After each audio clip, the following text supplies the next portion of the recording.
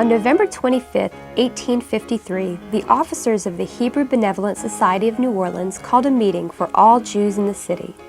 The president of the Hebrew Benevolent Society, Mr. Joseph Simon, stated to those assembled that the purpose of the meeting was the establishment of an asylum for poor widows and orphans.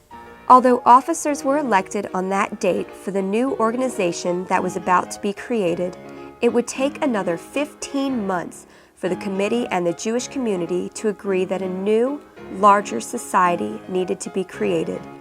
The efforts of that society would be channeled into creating an institution for the purpose of housing and caring for poor widows and orphans. On March 1, 1855, the Association for the Relief of Jewish Widows and Orphans was created. 17 Israelite males, as Jews commonly referred to themselves in the 1800s, became the incorporators of the new charter. In addition to Joseph Simon, this group included Joseph Magner, Reverend James Gutheim, M. Simpson, and Joseph Marks. Also among this group of city leaders was its first chairman, businessman Gershom Kerschet. Within 2 weeks, the first officers were elected by a membership that required a sum of $5. Mr. M. Simpson was elected as the association's first president in a twist of fate that underscored the growing prominence of the Jews of New Orleans.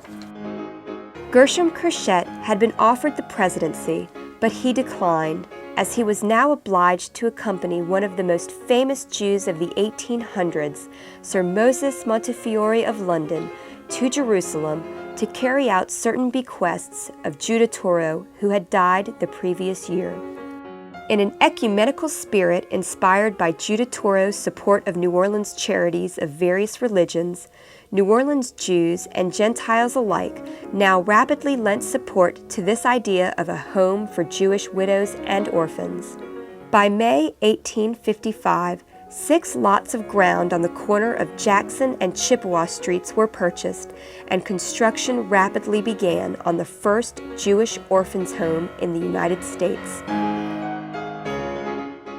On the 1st of February, 1856, the home admitted its first widow and her 5 children, and 7 other children described as full orphans.